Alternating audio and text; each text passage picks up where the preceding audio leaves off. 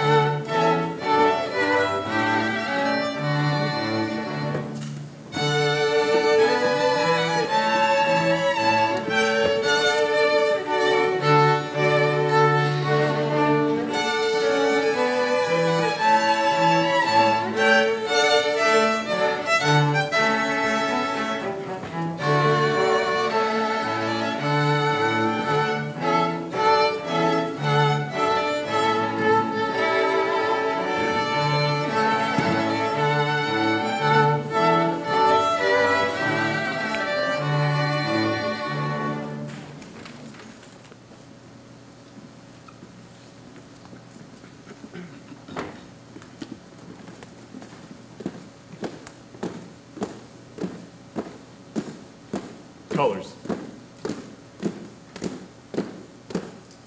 Halt. Present. Arms.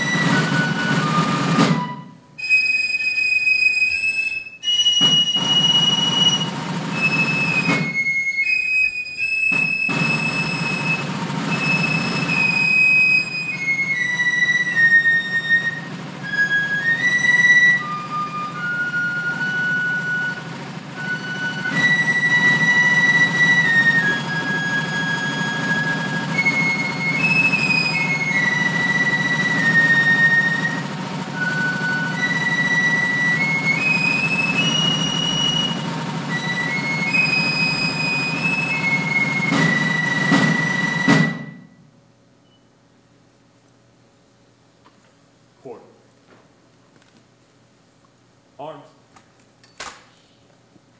Colors. Colors turn. March.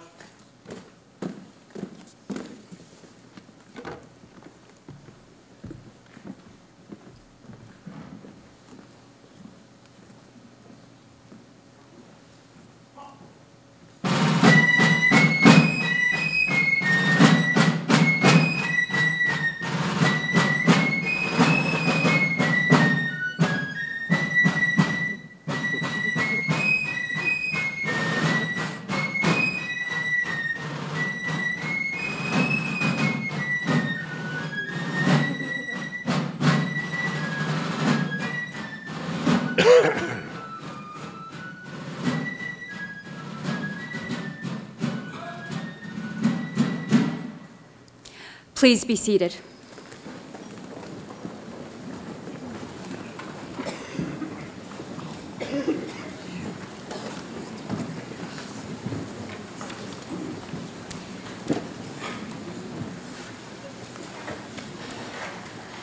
Inauguration is a word that dates back to the mid-16th century and is defined as a rite of passage marking a formal or ceremonial induction to an office or dignity.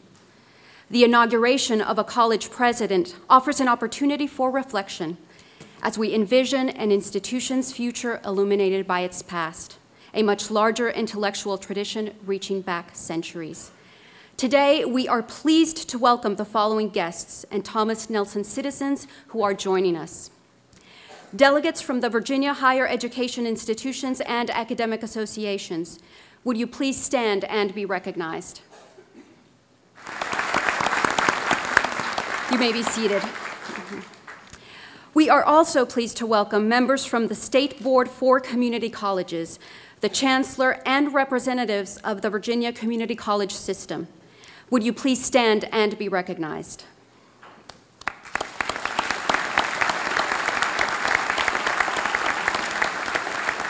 You may be seated. We are also honored by the presence of national, state, and local elected officials. Would you please stand and be recognized?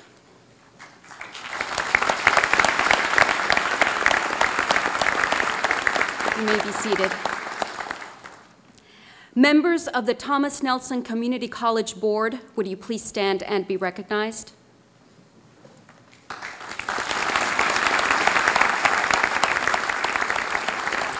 You may be seated. Members of the TNCC Educational Foundation Board, would you please stand and be recognized?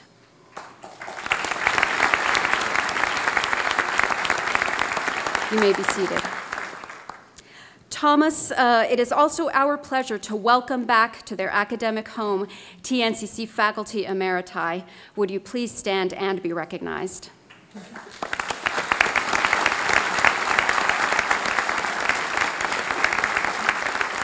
You may be seated.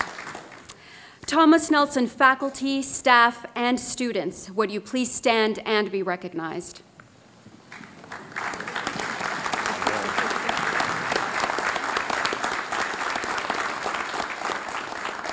You may be seated. Finally, we have the distinguished honor of welcoming family members and special guests of President John T. Dever. Would you please stand and be recognized?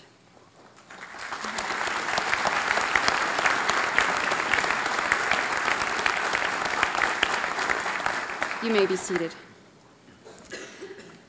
Greetings to all of you who have taken the time to join with us today as we mark the era of the beginning of new leadership.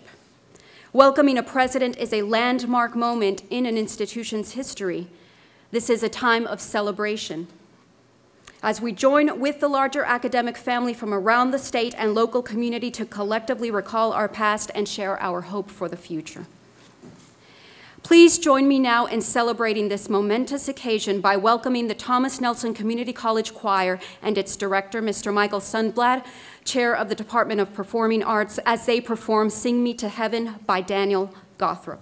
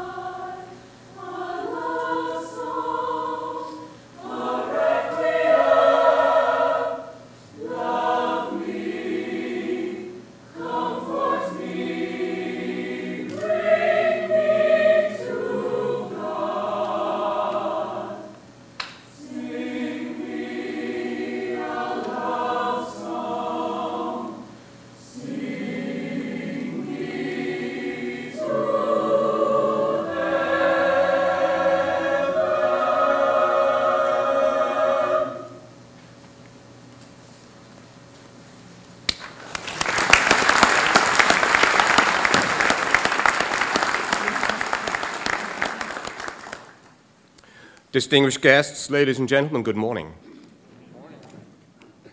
History is rarely far from us, and I want to share with you how our college came to be named after a national leader from the Peninsula community at the time of the birth of the United States.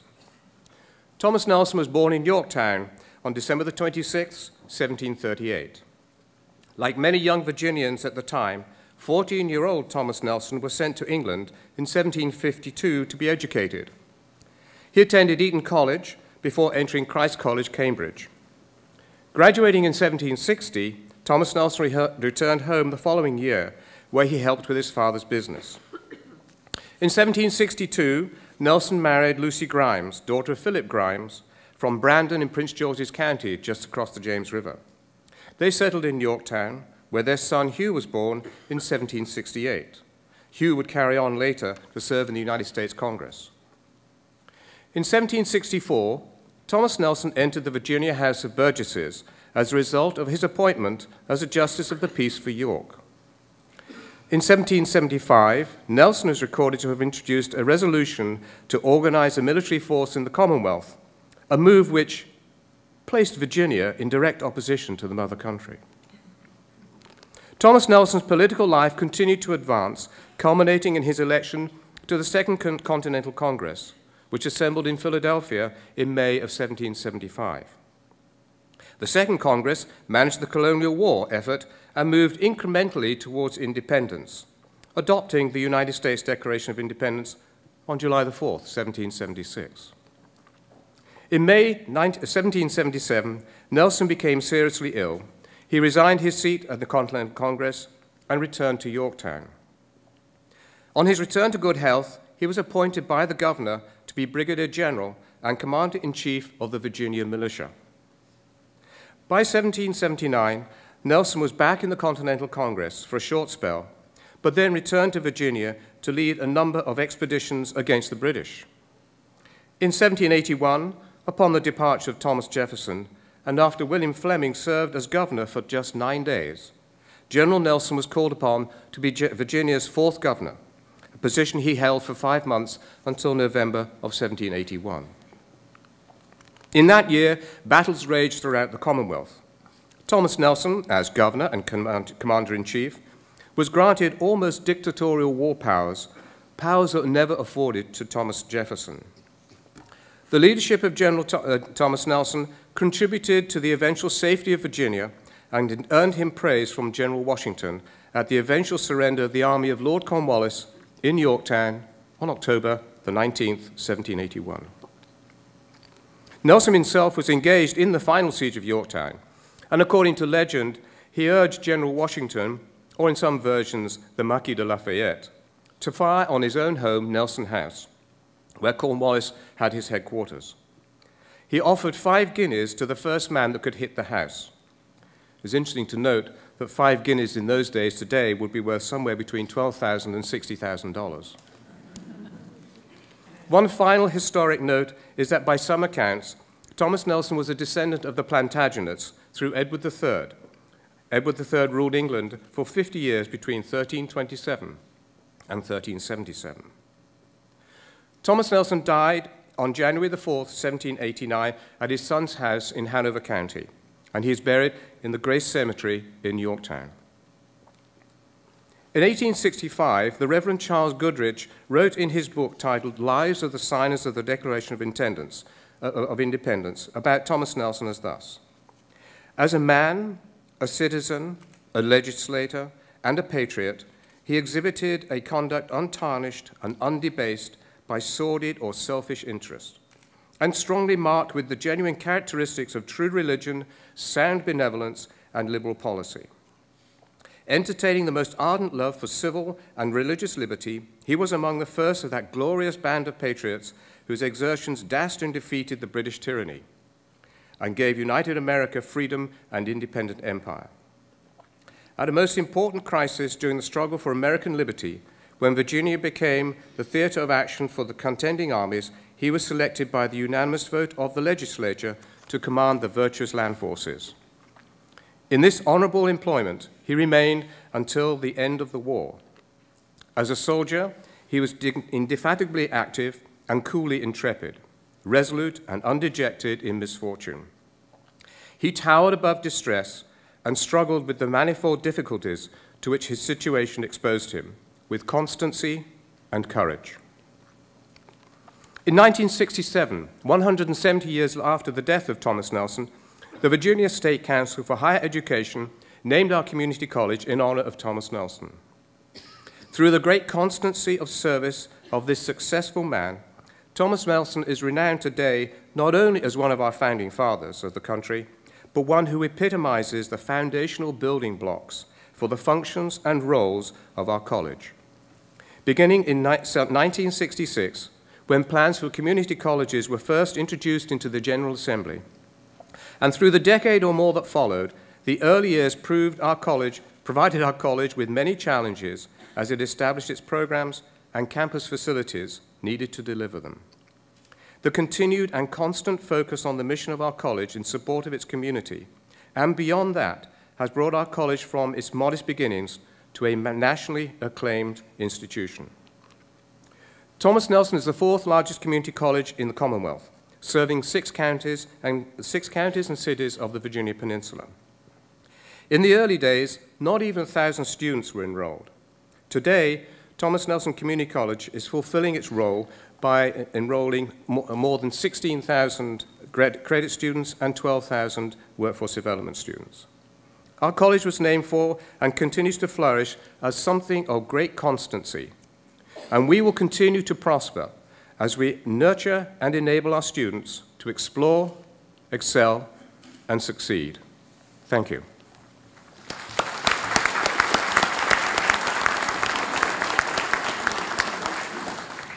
I'd like you now to welcome four people representing various parts of our college.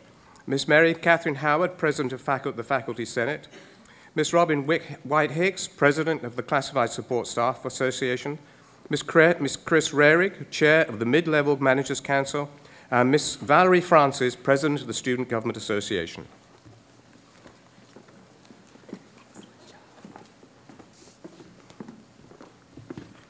Good morning.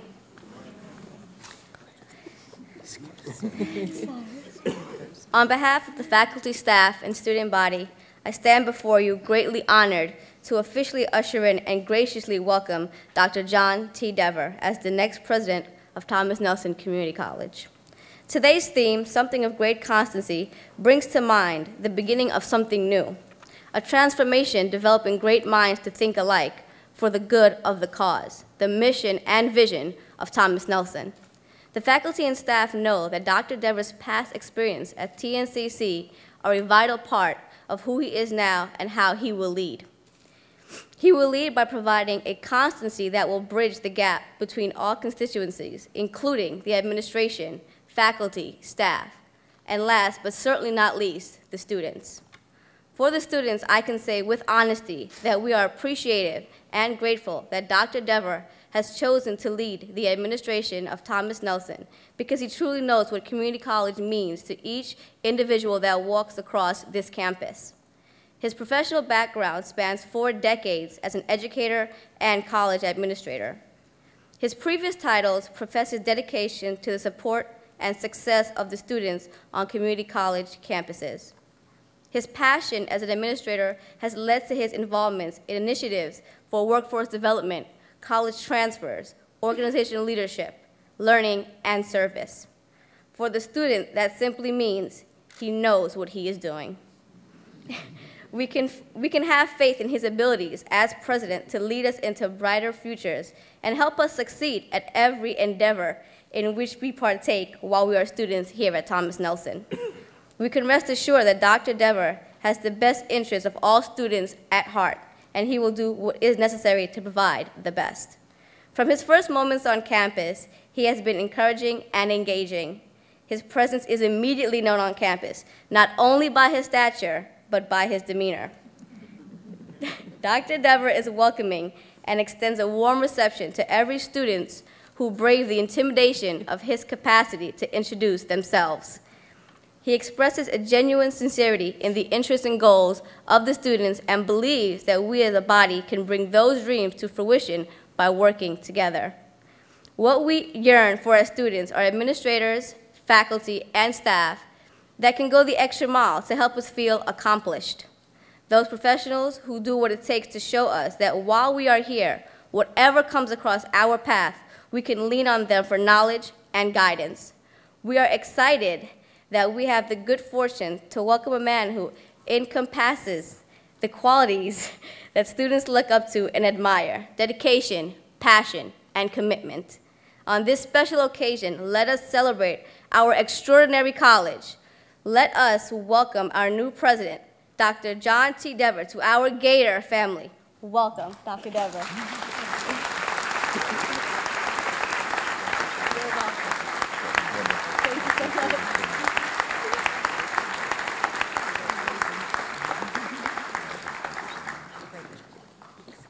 I'd like to now welcome Ms. Belinda H. Willis, the chair of our college board.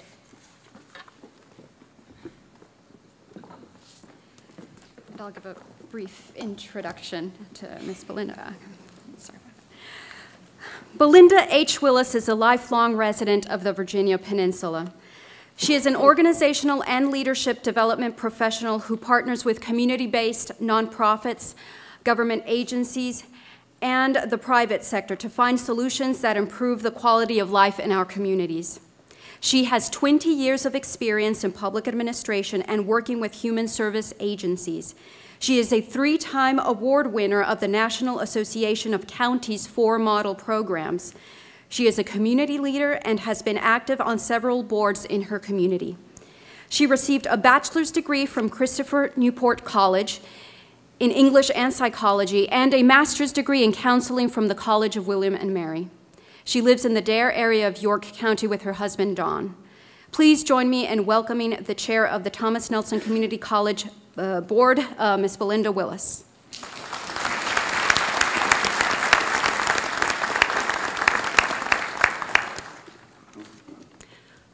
I have the distinct honor today of introducing our next speaker. State Senator Tommy Norment is the Republican Majority Leader in the Senate of Virginia, where he represents the 3rd Senate District. The district includes New Kent, Gloucester, King William and King and Queen counties, the city of Poquoson, portions of James City, York, Surrey, and Isle of Wight counties, and portions of the cities of Hampton and Suffolk. First elected to the Senate in 1991 following a term on the James City County Board of Supervisors, Senator Norment currently chairs the Senate Committee for Courts of Justice and serves on the Senate Commerce and Labor, Finance, Rehabilitation and Social Services, and Rules Committees. A longtime resident of James City County, Senator Norment maintains an active role in the community. He is a member of the Colonial Williamsburg Foundation's Board of Trustees and the Jamestown-Yorktown Foundation's Board of Directors. He is also on the Hampton Roads Board of Directors of Town Bank, and he chairs the Williamsburg Board of Town Bank. Professionally, Senator Norment is an attorney with Kaufman & Knowles, PC, and a professor at the College of William and Mary. He is a graduate of James Blair High School, the Virginia Military Institute, and the Marshall Wythe School of Law at the College of William and Mary. He and his wife, Mary Hummelzine Norment, reside in James City County. They have 2 grown daughters and 1 grandson. Would you please join me in welcoming the Honorable Senator Norment?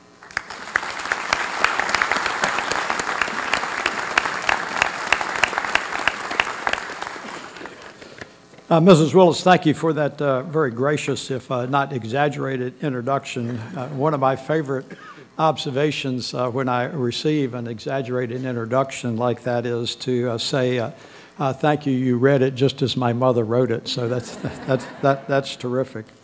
I want to thank all of you for the privilege of having the opportunity to be here at this inauguration today, and I want to thank each and every one of you for being here. I'd like to pause for just a moment to recognize a late dear friend of mine who is not with us here physically, but is certainly here spiritually, and that's the former chairman of the Thomas Nelson Community College Board, Joe Gutierrez. Joe was an absolute passionate and unabashed supporter of education, and I had the privilege of establishing and forging a friendship with him when I was chairman of the Jamestown-Yorktown Foundation, particularly in preparation for the 400th anniversary of the founding of America. So I know that Joe is with us. On a lighter note, I am certain that everyone is aware that we are in the midst of a very spirited political season that has significant implications to the entire country, including higher education. It is a rare introduction of humor that comes into the discussions these days that we hear through the media representatives. So I thought perhaps I would reflect a little bit. It has been interesting to me hear both my Democrat and Republican friends go back and hearken to some of the comments that the former President Ronald Reagan made, who was certainly known as one of the great communicators. One of the things Ronald Reagan said is that the most terrifying words in the English language are, "I'm from the government and I'm here to help you." As if that wasn't, I guess, representative enough, another favorite phrase that he had was, he said, "I've often reflected and wondered what would have happened if they had tried to run the 10 Commandments through Congress and how long that would have taken." After 25 years in both local and state government, I have come to learn just a little bit about the role of government. And I would say that government, appropriately directed and managed and restrained, provides some incredibly important core services to the citizens that it serves. And one of those core services is certainly higher education. And government can facilitate, if you will, the delivery of these core services, including higher education, in a centralized, managed, and structured environment. Government also serves as the safety net for literally millions of individuals that cannot help themselves, and it has a vital role in that regard. But I would say to you also, after 25 years in public service, that just through sheer osmosis, if nothing else, I have learned a little bit about passing laws, not in Congress, but in the General Assembly of Virginia. I hearken back to the 1960s, where a little-known attorney from Nassau County, which is now known as Suffolk, became governor of the Commonwealth of Virginia.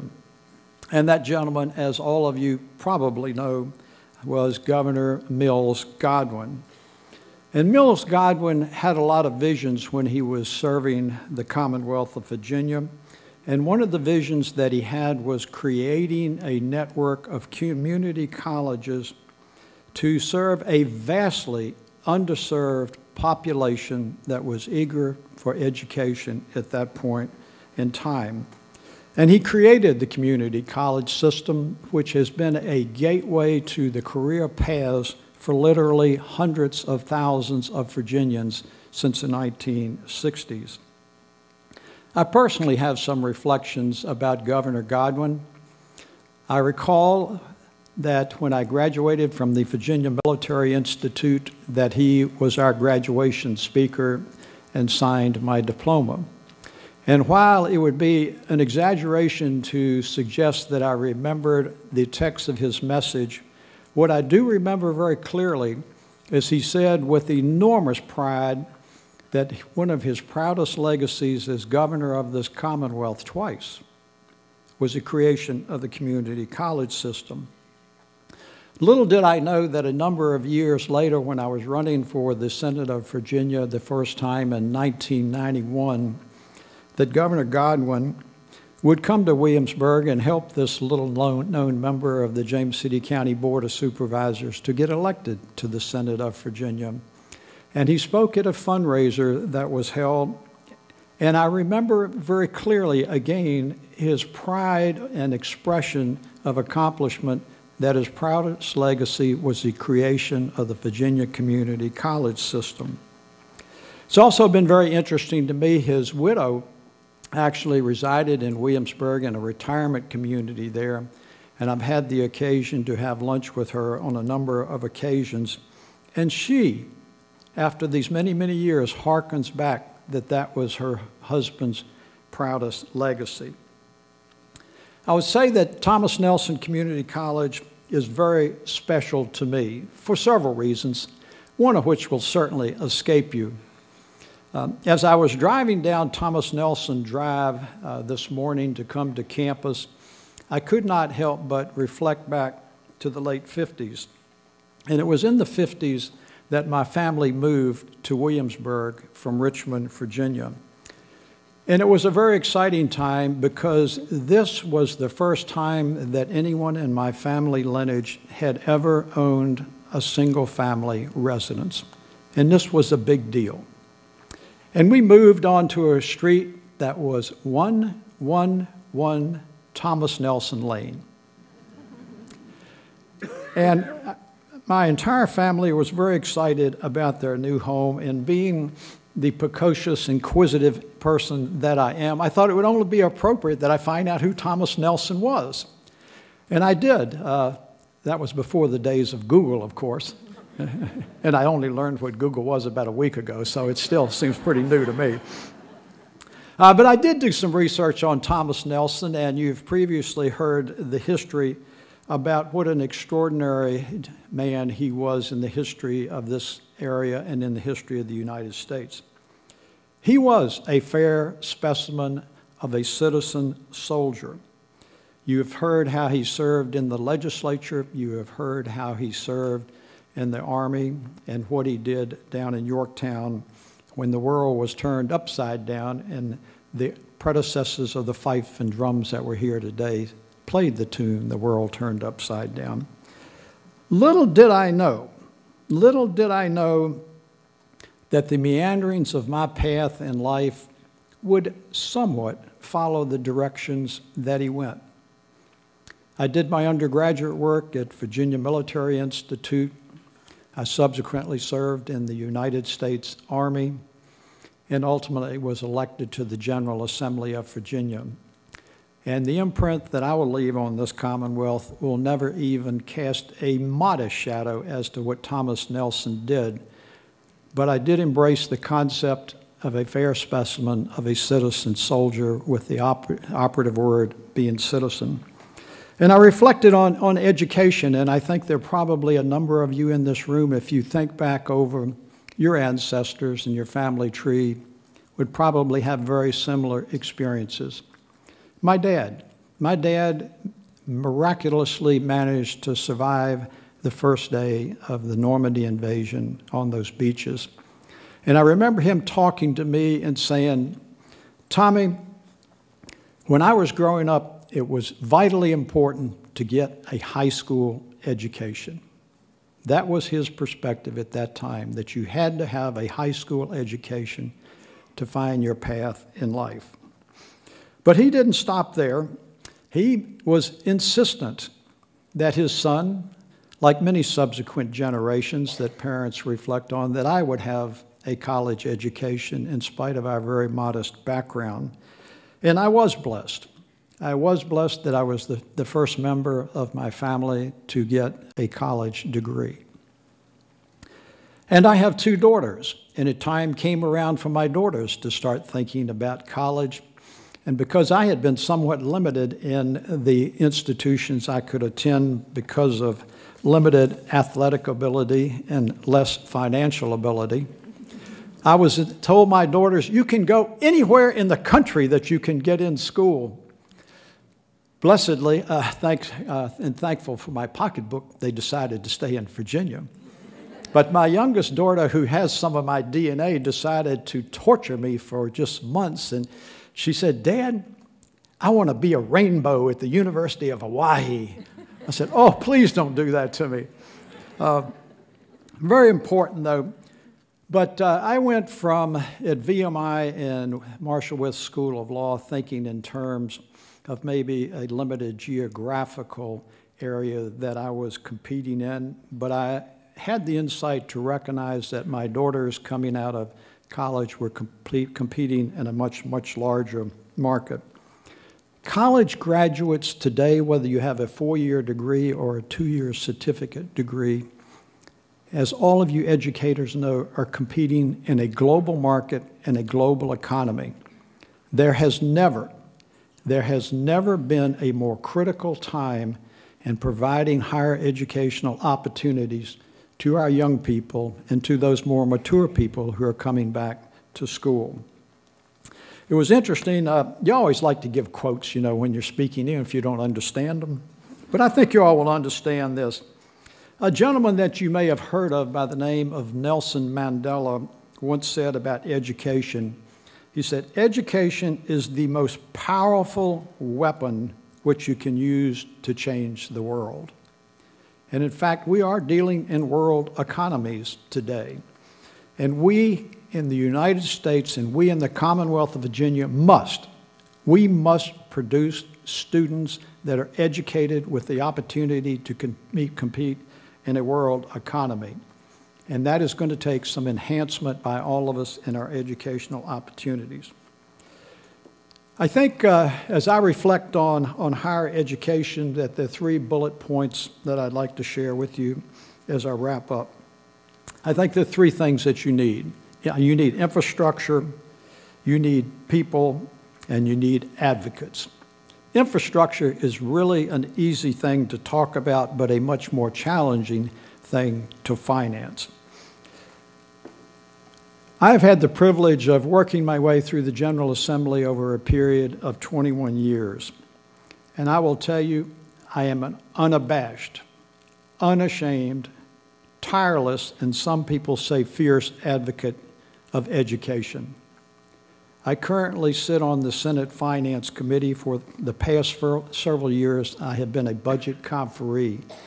And what that means is when people can't get along, they get a small group of people who ultimately decide what funding levels are going to be. I chair the Finance Subcommittee on Education. And when the budget goes to conference from the Senate side, I do higher education. And I will tell you that as long as I'm in that position, I will continue to advocate on it. But infrastructure is important. And one of the things that I am proudest of is having the modest contribution to help build the historic triangle or the northern campus of Thomas Nelson Community College in James City County. And in a short period of time, they have created one of the premier dental hygienist programs where the last testing results 100% of their students passed those certifications. We will continue to advocate for buildings, and because that infrastructure and having appropriate classrooms, as I was reminded, where you don't have to pause the lecture when the jets fly over from Langley. Very important, very important. I teach at the College of William and Mary. Each semester I teach one course in the law school to third-year law students and one course to the undergraduate students in government and public policy. We hate to be interrupted as academicians. As a matter of fact, I think somebody pushed my button today and I'm programmed to talk for 50 minutes. Infrastructure is important, but people are more important. And I would say the dedication of individuals like the former chairman of this board, Joe Gutierrez, and your newly inaugurated, almost inaugurated, president are incredibly important. Your new president is a man of unwavering dedication to higher education. And the interesting thing is, I'm sure most of you know, that his experience in higher education have really reached across this entire Commonwealth, from the Blue Ridge Mountain areas up to northern Virginia, down to the Tidewater on South Hampton roads, and finally over here at Thomas Nelson. And he's been a man who has been an administrator, but more importantly, he is an administrator that came out of the classroom and recognized the importance of delivering a quality education to our consumers, which in fact are the students. of the Commonwealth of Virginia. And I think that we are very blessed that, in fact, he is the next president of this college. And finally, I would say that it is important to have advocates. Advocates are very, very vital in the funding and the enhancement and improvement of higher education of any place in America. It is particularly important in the Commonwealth of Virginia. And I would say to you that this president is going to continue to be a strong voice of advocacy for Thomas Nelson Community College and the entire community college system. Blessedly, he has a partner in that, and that is Chancellor Dubois. Chancellor Dubois has done an outstanding job here in the Commonwealth in a very challenging era to lead community college. He created the first strategic plan for community colleges in Virginia and has been advocating both before the General Assembly and out in the communities for the continued support. Those advocacies are very, very important. But let me tell you what I need from you all. I need for each and every person in this room who believes in the vital importance of higher education to join that partnership, to join with your president, to join with your chancellor, to become disciples and advocates of higher education. Because in the world of politics, whether you like it or not, voices must be heard. They must be heard. And money for infrastructure, money for faculty salaries and classified wage improvement, and money for affordability or access to higher education are absolutely critical. And if you don't speak up and you don't advocate, we are not going to get what we need. So I invite you to join in that partnership. I challenge you to become disciples of advocacy for higher education. I'm very proud of the involvement I've had in higher education. A number of years ago, I patroned and wrote very much of the higher education restructuring legislation in the Commonwealth of Virginia. And when the administration asked me to get involved in that, one of the first things that I said was, we have got to look at community colleges and we have got to figure a way to provide greater accessibility for those students who graduate from the community colleges that want to continue to pursue their higher education. And it was in that legislation, with the support of some of my friends back there, I see Senator Miller, that we put in there those articulation agreements. And to this day, under the continued efforts in 2012 to reform higher education, all of our four-year institutions are accepting more and more community college students under those articulation agreements. I think this was a watershed thing that we did. But we cannot rest on our laurels. And so I say to you that there was also a guy back during the revolutionary period of time by the name of Ben Franklin. And Ben Franklin said, an investment in education pays the best rate of interest return that we can get. So I say to all of you, from the students to the faculty to the classified workers to the friends and supporters of Thomas Nelson Community College, there are many, many of us that remain vitally interested in your education, and not just in an education, but in a quality, challenging, comprehensive education that will make you prepared to go into the global economy of the 21st century. So get out there and challenge your legislators to give us more money. God bless you.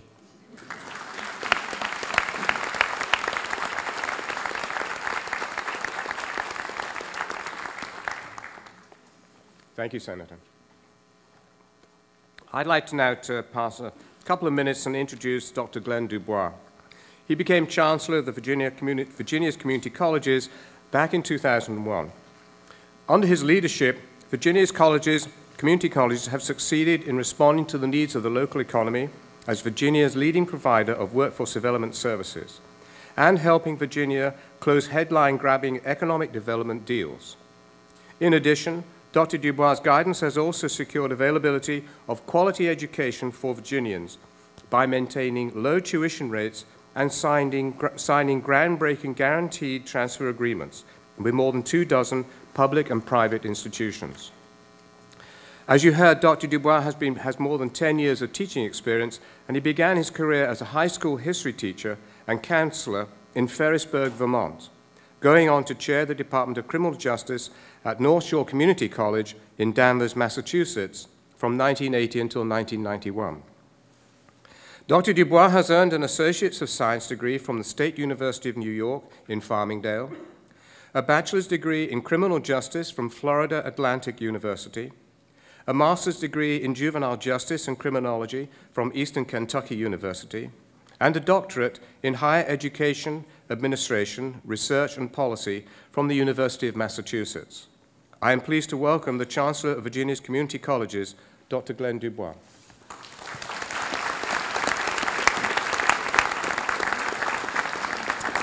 Thank you. Thank you so much. Dr. Dever, faculty, staff, distinguished guests, ladies and gentlemen and friends.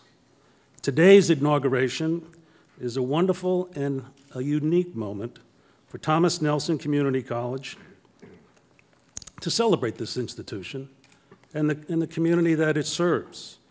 Today provides us with a chance to celebrate our shared mission, to point to this wonderful institution, and to the president that's selected to lead it forward. We don't do this that often. Given our mission and its growing importance, we tend to jump from one challenge to the next, sparing no time to pat ourselves on the back. Like its other 22 sister community colleges, Thomas Nelson is filled with faculty and staff members who bring passion to their work, to bringing this college to the community. We just don't teach classes, we inspire people. We don't just train a workforce, we prepare people for good-paying jobs. And we don't just partner with employers, we fuel their success. When it comes time to select a new president for a Virginia community college, we seek someone who will be a catalyst for this institution, just as we strive to ensure that this college is a catalyst for the community. I'm proud to tell you that when we sought the next president of Thomas Nelson, we found that catalyst in John Dever. Thinking about what to say today about John is a real challenge. After all, what could I tell you that you don't already know about a man who has worked at this institution, this college, for more than 20 years? John's career, of course, included tours of duty in other places. He'll be the first to tell you, however, that he never really left the peninsula. No matter whether his business card said he worked in Weir's Cave, Norfolk, or Annandale, his home address always remained Newport News, the same house that he and Peggy bought many years ago. Perhaps Thomas Wolfe was thinking of John when he wrote, "You can't go home again." The truth is that one cannot return to a home that one has never left. Now, we don't play favorites when it comes to selecting a new president for one of our colleges. We work with the entire college community, the college board, to articulate the priorities of this institution as it moves forward. Then we conduct a national search to find the very best leader we can to realize that vision. That's especially a tall order here at Thomas Nelson, which has a rich history, deep roots, and a vibrant economy. That's a legacy we believe that John Dever can live up to and carry forward. John's career, as I mentioned, began on these very grounds. With a passion for language and literature, John's first chapter of service was as an English instructor, right here his first year, 1975. He understood that Flannery O'Connor was right when she wrote, "People without hope not only don't write novels, but what's more to the point, they don't read them." John was inspired to not only give people hope, but also the knowledge and skills to succeed. That phrase, knowledge and skills, is one that I often use to talk about the two major components of our mission as we address Virginia's unmet needs. As luck would have it, John was baptized into that totality of that mission as a matter of happenstance. See, as a rookie, 1975, John wasn't given an office among the rest of his English teaching colleagues. He was instead given a trailer. And while the temptation is strong to grumble about such an arrangement and to take it perhaps as a personal snub, John took it in an entirely different direction. The trailer positioned him to meet instructors and students involved with all kinds of classes, from chemistry, biology, manufacturing, automotive technology, just to name a few. That experience, that exposure taught John very early on what it meant to work in a comprehensive community college. There is value in our academic mission to prepare students to graduate and transfer to universities. We are proud of that component of our mission. There is also value in our workforce training programs to prepare students for good-paying jobs in high-demand fields. But there is something truly special about the institution that can do both of those things and do them very well. John's passion, dedication, and focus led him from the faculty ranks to administrative positions. Those opportunities, in turn, turned him into quite a legendary road warrior. John's sabbatical from Thomas Nelson first took him to a dean's position at Blue Ridge Community College, where people there still say they haven't met a harder worker. At Blue Ridge, John was well known for his love of Shakespeare, as he was for his daily pimento cheese sandwich.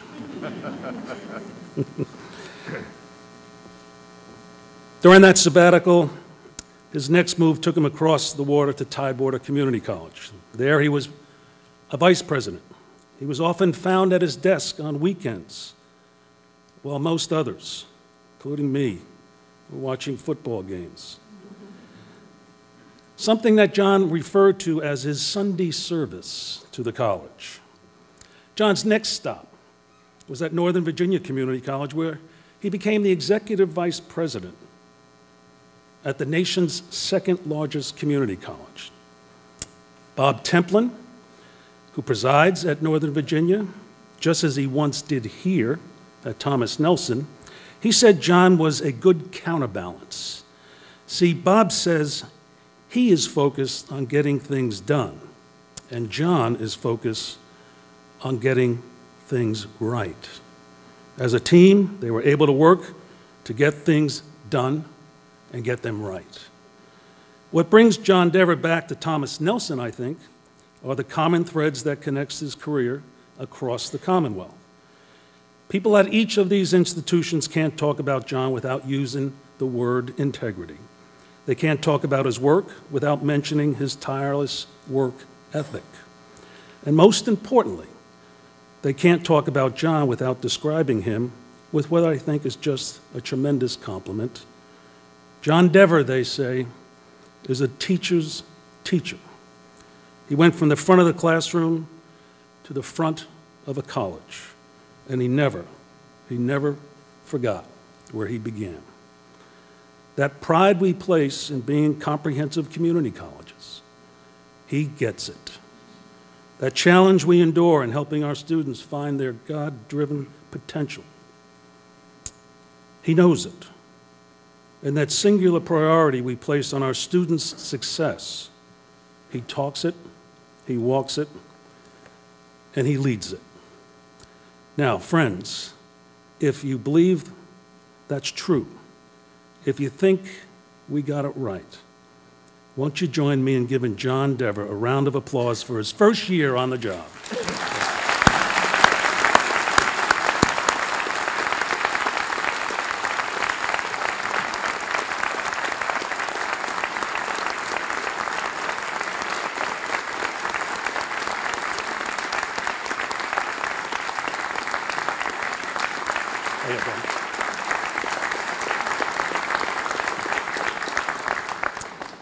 John, it's a pleasure to fulfill my formal part of the program and to pass along to you the traditions and symbols of the office of the college president. We honor the long-standing traditions of a college inauguration by making use of our academic regalia and entrusting you with two symbols of leadership, the gavel and the medallion. While I'm proud to continue that tradition with you, John, those aren't the symbols that I would personally select to pass along. If you're like me, you have plenty of those mementos in your office already. Instead, up here, what I have that I'd like to pass along to you, John, is a blank journal. It doesn't even have lines on the pages. Those other items are about honoring the past. I would rather give you the journal because it's a reminder that the success story of your time as president of this college remains largely unwritten and without limits. Working with your team, working with your faculty, your staff, your community, that is what will shape that story and let it grow. I wish nothing but the best for you in this exciting new role. So now, by the authority vested in me as Chancellor by the State Board for Community Colleges, I am delighted to install you, Dr. John Dever, as the president of Thomas Nelson Community College. Ladies and gentlemen, please join me in formally welcoming President John Dever. Put this on. Can you take that off?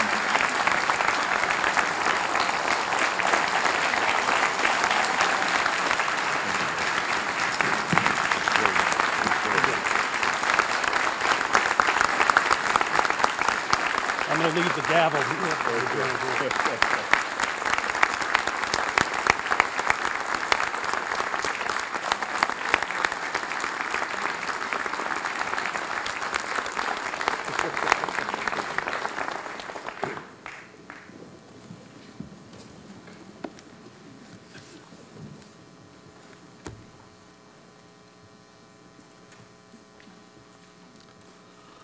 Well, Chancellor Dubois, Senator Norman, honored guests, students, and my colleagues on the faculty and staff. In today's ceremony, we celebrate Thomas Nelson Community College and the major role it plays in the life of the Virginia Peninsula, Greater Hampton Roads, and the Commonwealth. Thomas Nelson has been carrying on its comprehensive mission to provide ready and affordable access to the benefits of higher education and preparation for careers for over 45 years. In doing so, the college has transformed the lives of numerous individuals who have been able to realize their personal aspirations for a better life for themselves and for their families. In terms of full degree or certificate completion, over 25,000 students have graduated from Thomas Nelson Community College. But the benefits transcend the individual. Our communities are stronger. Our civic and our cultural life are much more vibrant, and our economy is much more dynamic because Thomas Nelson has been here making a difference for nearly half a century. I make these assertions with confidence and convictions, not just because I've had the privilege of serving the past year uninaugurated as president here of Thomas Nelson. but also, as spoken by Chancellor DuBois, I speak as one who's been here as a faculty member and academic administrator. I speak as a citizen who's been a resident of the peninsula since 1975, and I speak as a grateful parent. I know firsthand how deeply rooted within the college is the commitment to academic excellence, to the success of our students, and to responding to the needs of our community. In the audience today, I see many who have given deeply of themselves to fulfill these commitments and who have now gone on to well-deserved retirements or other pursuits.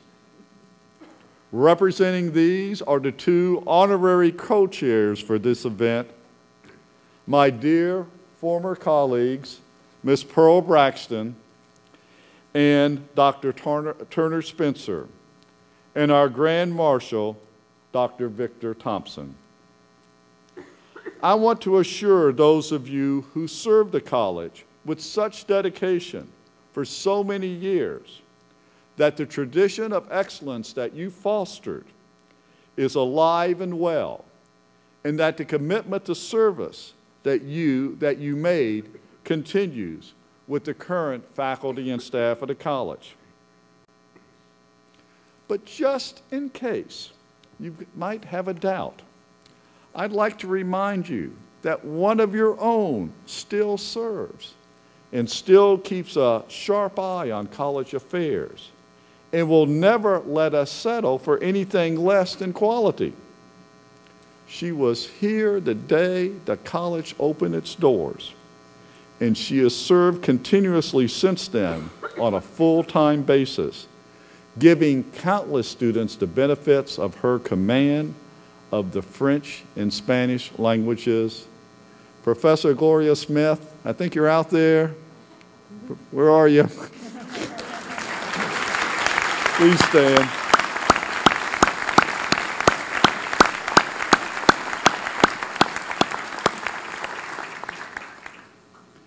And still serving the college is a member of the staff who was also here at the very beginning, starting just 1 month later than Professor Smith. For all these years, he has faithfully managed the setup and upkeep of the college's biology and chemistry labs and the greenhouse. He will tell you he loves Thomas Nelson and that he would rather be no place except here on campus. Robert Auerbach, please stand.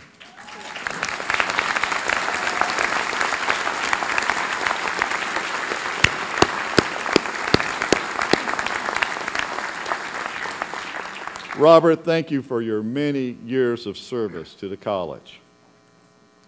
Also with us today are many members from the community and beyond who've supported Thomas Nelson Community College over the years. In doing so, they've made possible our successes, and they've directly seen the benefits of our work. They know that Thomas Nelson responds to critical needs that would otherwise go unmet, and it seizes significant opportunities that would otherwise go unfulfilled. I thank all those who have served with distinction and dedication on the college board, the Educational Foundation, the State Board for Community Colleges, and those who have given their time and talent to our advisory committees. I thank our state senators and delegates who advocate for us in the General Assembly, our congressional representatives who have helped us in securing federal resources to advance our mission, and the elected officials and administrators of our cities and counties who continue to provide critical support for maintaining and developing our campuses.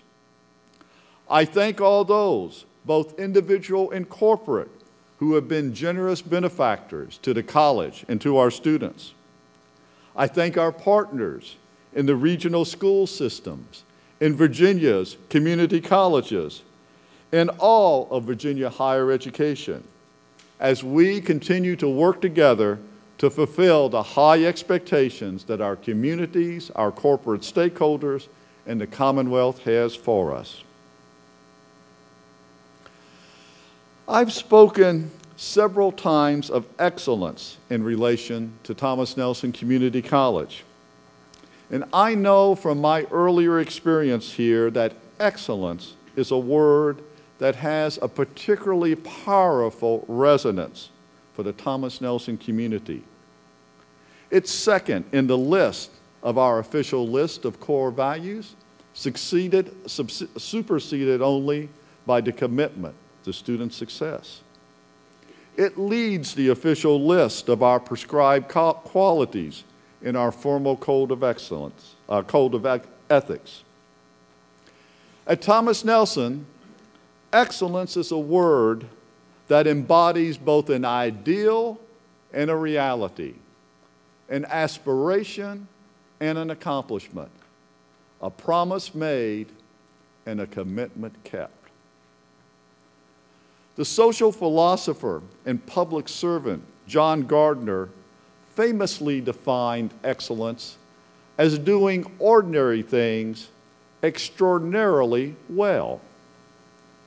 That definition is more than a memorable play on words. It encapsulates the answer to a fundamental question that he raised in the subtitle to the book that he wrote on the subject. Can we be equal and excellent too? In turn, that question captures one of the fundamental tensions in American society between two desirable but seemingly contradictory values. On the one hand, our devotion to equality. On the other, our celebration of individual achievement. Gardner resolves the paradox by associating the essence of excellence not with prestige or surpassing others, a rankings game. To employ a little bit of educational jargon, he uses excellence in a not in a norm reference sense. How are we doing in relation to others? But in a criterion reference sense. How well are we performing whatever task has been assigned to us? Here's a key passage from Gardner's book. We must foster a conception of excellence that may be applied to every degree of ability and to every socially acceptable activity. A plane may crash because the designer was incompetent or because the mechanic responsible for maintenance was incompetent. The same is true of everything in our society. We need excellent physicists and excellent construction workers, excellent legislators and excellent first-grade teachers. The tone and fiber of our society depend upon a pervasive, almost universal striving for good performance.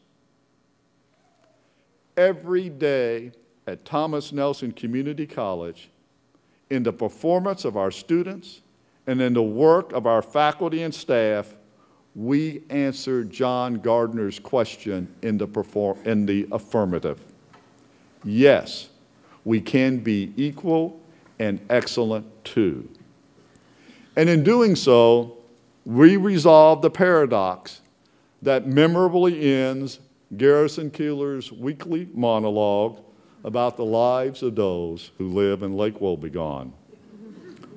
All the children can be above average.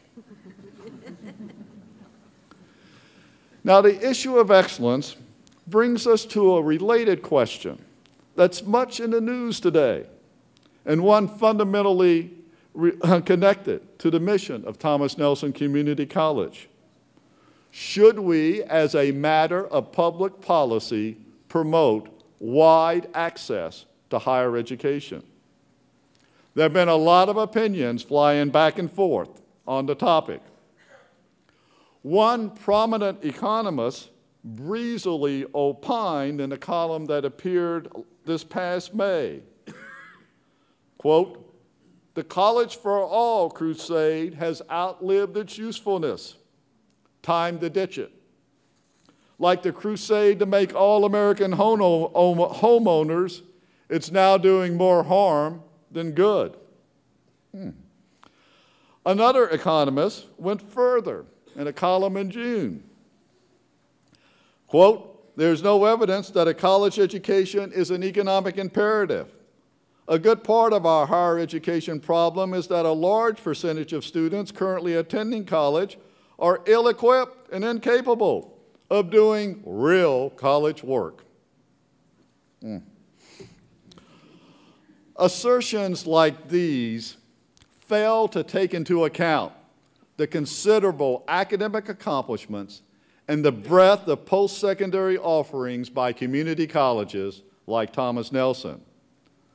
We are the accessible pathway for many in pursuit of the baccalaureate, but we also offer a variety of career, technical, and professional programs in various curricular formats, applied associate degrees, certificates, and non-credit training. Community colleges have been at the forefront in the post-World War II expansion of educational opportunity for our nation.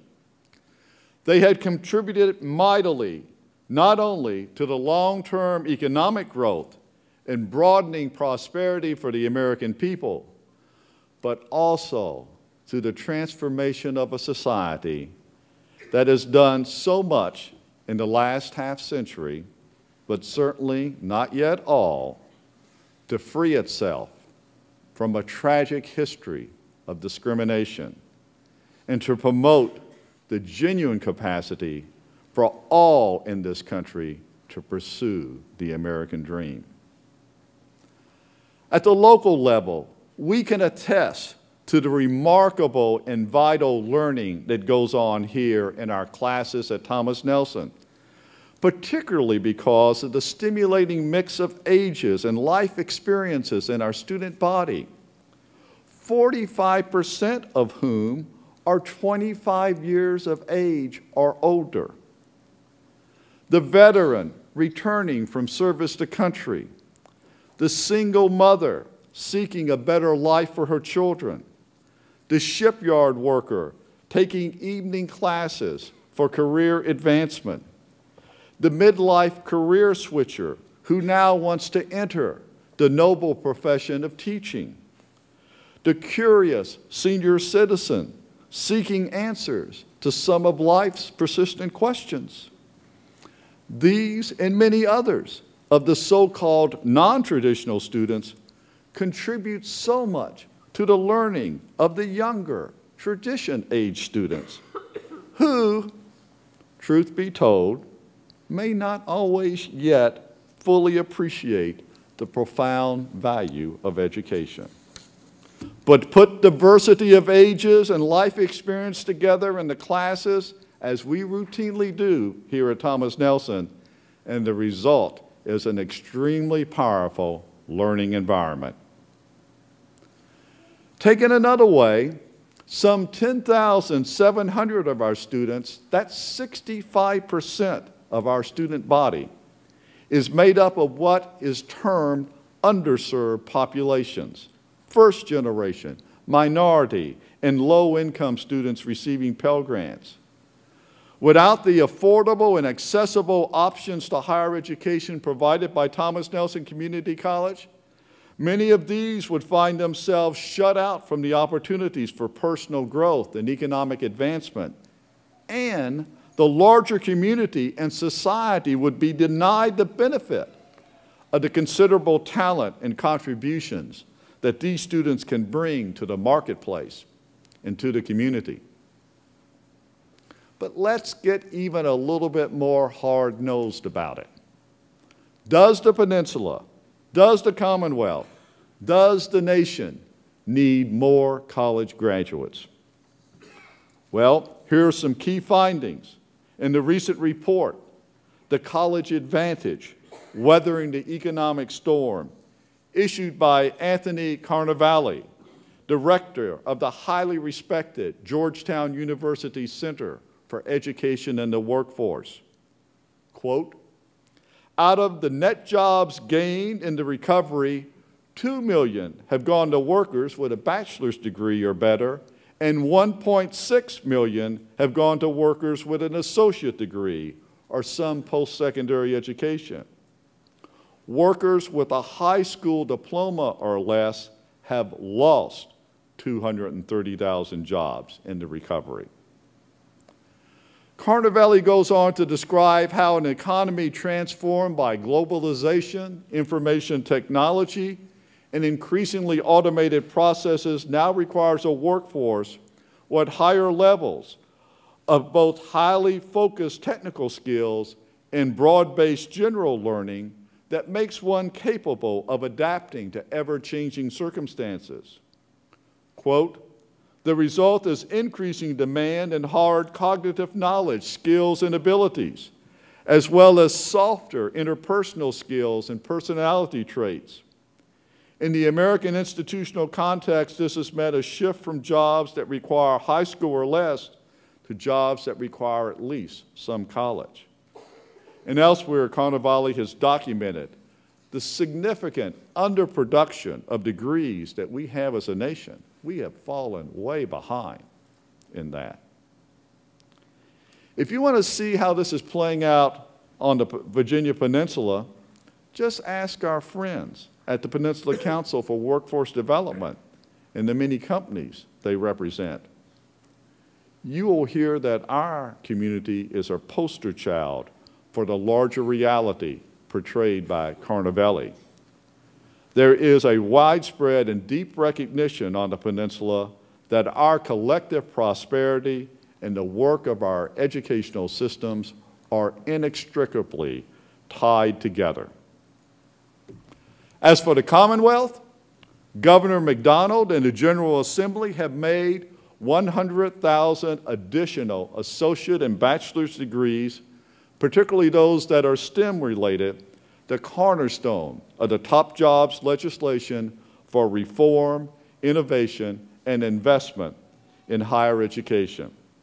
Thomas Nelson is committed to doing its part and more in achieving these critical goals. At this point, please allow me to take a moment of personal privilege and recognize some people who are very important to me. First of all, my dear wife, Peggy, who was born with me patiently, my many foibles.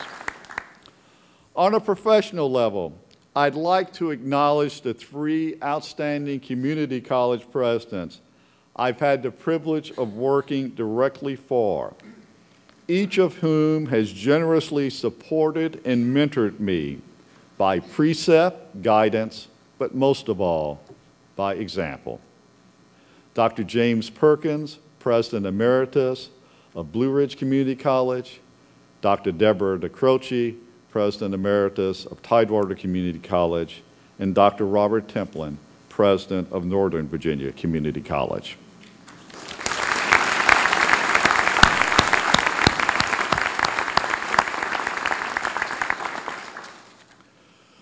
We now come to the obligatory part of the speech, in which I make my attempt at the vision thing. It reportedly bedeviled George H.W. Bush during his presidency, and I've been struggling with it for the past year. I hadn't been on campus but a few days when I ran into my former colleague, Professor Ann Bernard, who put it right to me. John, we need your vision. Her challenge has haunted me ever since. Mr. Chancellor, with your act of investiture, I was hopeful that I'd be possessed by some preternatural quality that would enable me to speak compellingly about the future of the college. But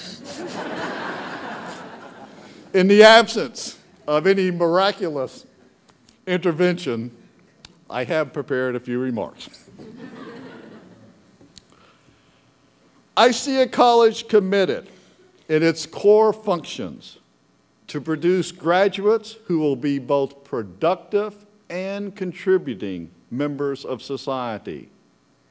Individuals who are prepared, well prepared to fulfill the jobs and careers that are needed in our competitive economy, and who also understand that as beneficiaries of higher education, they have a responsibility as citizens to give back to the larger community, true to the spirit of selfless patriotism and public service that animated our namesake, Thomas Nelson of Yorktown.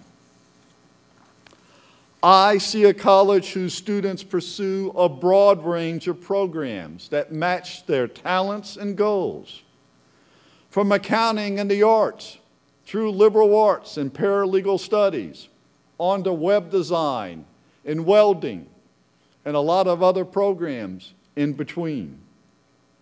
At the same time, I see a college that promotes the value of those programs that have been identified as particularly vital to the economic and social needs of our nation and the Commonwealth.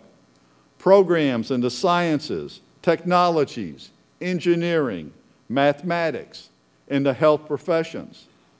And let me add that nowhere in the Commonwealth is widespread proficiency in the STEM-related disciplines more important than here on the Virginia Peninsula, with its historically strong role in heavy industry, advanced in precision manufacturing, and cutting-edge technologies. I see a college that partners with our regional school systems to ensure that those high school graduates who too often have been found underprepared in math and English skills at the point of admission to the community college will now be certifiably college ready when they seek admission. And for those high school students who are academically capable, I see a college that works closely with the school systems to provide them with opportunities in their junior and senior years to earn advanced college credit and experience a genuine collegiate environment through dual enrollment in early college programs. I see a college that provides our universities with an exceptionally able group of transfer students who, in the course of completing their associate degree, have become well-grounded in those core competencies, those habits of mind that are vital for further education. Graduates who leave us as capable communicators in a wide variety of media and situational contexts. Graduates who leave us as clear thinkers, who as needed can do the math, and who understand and value the advances made by science, while at the same time having a deep appreciation for diverse human cultures and societies. And graduates leaving us as competent and genuinely literate consumers of information who can turn the myriad sources of information available today into genuine knowledge to be used for their ongoing personal and professional growth. I see a college that, in collaboration with Peninsula Business and Industry, provides those seeking jobs with fast tracks to living wage employment in a variety of skilled trades and technologies that are critical to this region's economy. And then working further with the employers and students to provide advanced training and learning opportunities that lead to educational credentials, industry certifications, and career advancement. I see a college that challenges its most capable and aspiring students through honors, through opportunities for leadership and performance, through sponsored travel and other forms of exposure to the wider world, thereby expanding the horizon of their ambitions, and opening up broad ranges of possibilities available to them. I see a college that provides a positive and memorable experience for all students it serves. A college committed to the highest standards of quality and to the highest levels of support for student success, resulting in significantly improved completion and graduation rates. A college whose faculty and staff find intense personal satisfaction and professional fulfillment in performing their responsibilities at the highest level of proficiency. A college that models respect for diversity and openness to inclusion as a fundamental tenet of its daily operation. A college that continues to expand, renovate, and reconstruct its facilities on its 2 campuses and other locations in the community, ensuring that it has the academic presence and physical capacity to serve the ever-increasing educational and training needs of a growing population. A college that remains at the forefront of the rapid advances in technology that enhance learning, whether in a face-to-face or virtual environment. A college that engages its alumni, community benefactors, and corporate partners at a new level of philanthropic support for educational excellence. In short, I see a college that, in fulfillment of its stated mission, changes lives, empowers students to succeed, and enhances the social and economic vitality of the region through high-quality education and workforce training, excellent service, and innovative partnerships. And that finally brings me to the theme that I've chosen for this celebratory event, something of great constancy. A pregnant phrase from the 5th act of Shakespeare's A Midsummer Night's Dream, a play that's going to be staged right here in the Mary T. Christian Auditorium this coming spring as part of the outstanding Thomas Nelson Performing Arts Program. As you may recall, or as you can see this spring when you come to the production, the 4 young lovers in the play undergo intense transformational experiences during a night in the Athenian woods involving a dazzling array of misperceptions and shifting emotional loyalties. Unbeknownst to them, a parallel world of fairies, particularly the master trickster Pucks, adds both to the comic confusion and the ultimate resolution in conjugal celebration. The 5th act begins with a famous exchange between the presiding Duke Theseus and his betrothed, Hippolyta, Queen of the Amazons. At issue is whether there's any credibility in the crazy quilt story that the 4 young lovers have recounted to them about their evening in the woods, what went on in the first 4 acts. Duke Theseus is highly skeptical, and he thinks it's all made up and delusional. He talks scathingly about the seething brains and shaping fantasies of a group he considers as prone to such wild imaginings: the lunatic, the lover, and the poet. I guess we can throw in the community college president. Now, Theseus quickly disposes of the lunatic and the lover, but he saves his heavy artillery for the poet, Shakespeare's own profession.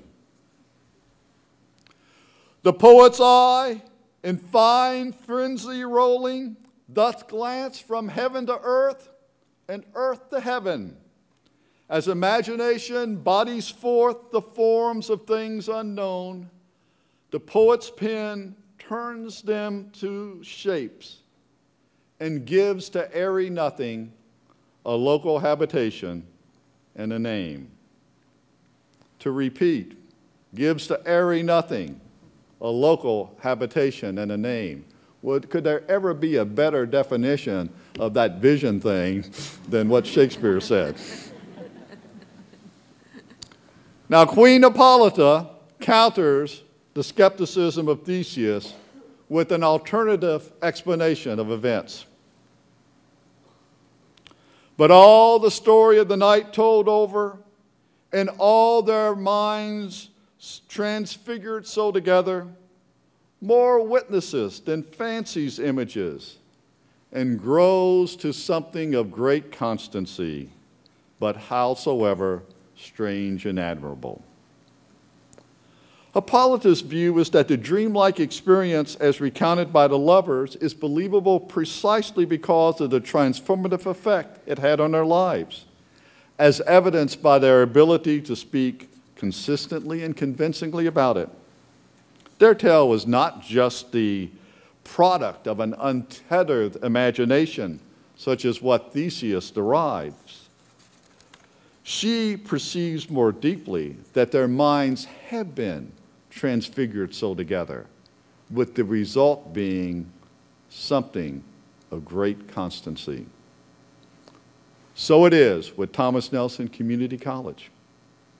Our essence lies in the countless students whose lives have been transformed by the power of education, and at an even higher level for some, by the love of learning.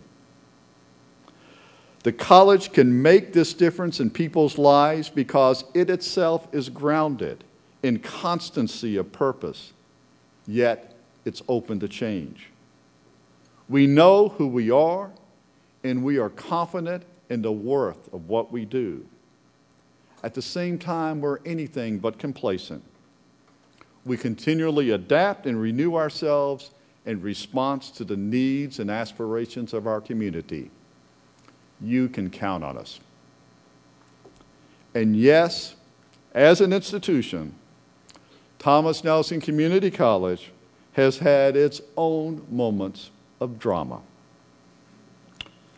But we turn conflict into challenge and challenge into growth, and we always emerge stronger. Our past is rich in accomplishments, and our future is bright with promise. Thank you.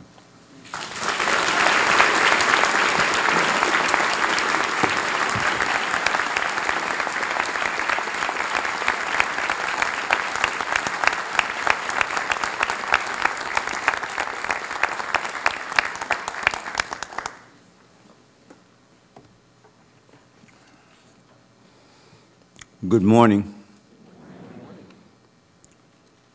Beyond the tempest, a celebration symbolizing an end as well as a beginning, signifying renewal as well as change. Sometimes life is a storm, a tempest. Dark clouds gather, waves surge and toss. Lightning punctuates each rumbling moment. Sometimes life is a storm, a tempest. Yet light shines forth from even the heart of darkness. Patience sees the calming of angry seas. This is truth. Storms must come. This is wisdom. Though all the world convulse, there are those things within, about us, that must be as constant as the sun. A celebration symbolizing an end as well as a beginning. signifying renewal as well as change. Knowledge is life's journey bread. Wisdom is the key that frees the soul from lightless dungeons. Life itself is change. The sun rises, it sets, tempests roar, storms come, but rainbows and bird song follow in thunder's wake. Today we celebrate. Let the darkness of the past come to an end. Let trust find a new beginning. Let our faith in one another and in our community be renewed. Let our doubts and fears be changed to courage and hope. Together, let us rise and, constant as the sun, face life's many changes and grow stronger despite the roar of tempests.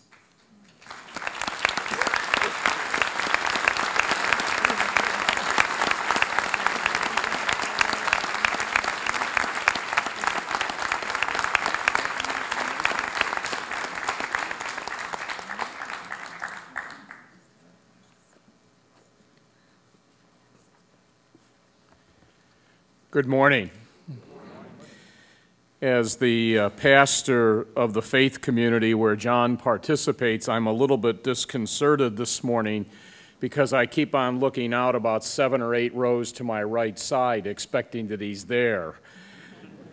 I'm now wondering if starting this Sunday, he's going to be seated behind me to make sure I get it right.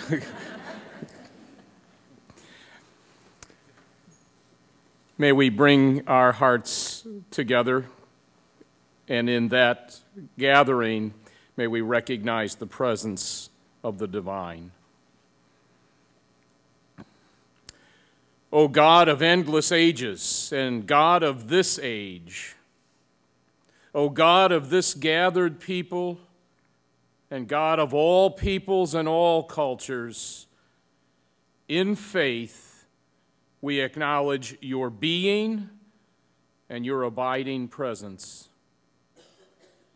While we are called to cherish all life moments, we celebrate heartily in this moment. In a world unfinished and our lives unfinished, we call upon you to beckon us forward into a new and fuller human community and into much fuller individual human lives. In this moment, we celebrate the new president of Thomas Nelson Community College, John Dever. Give to John wisdom of mind for making right choices and decisions in the moments and days ahead. Give to John a heart of understanding and openness to all. Give to John a persevering and enduring sense of integrity and commitment to the office he undertakes. May John be a humble and dedicated servant to and for this institution. Upon the foundation of all that has been built here at Thomas Nelson Community College, may John call forth from the administration and staff, faculty and student body, willing partners and co-workers who would join him in making this institution a sign of hope and an inspiration for the peninsula and tidewater areas. O wondrous God, ever mindful of your present in the known past, we are certain of your divine companionship for the days ahead. May your hope and your desire for what our society can become fashion the hope, the desire, and the efforts of John Dever and this community he is called forth to lead. Bless him, bless us. Amen.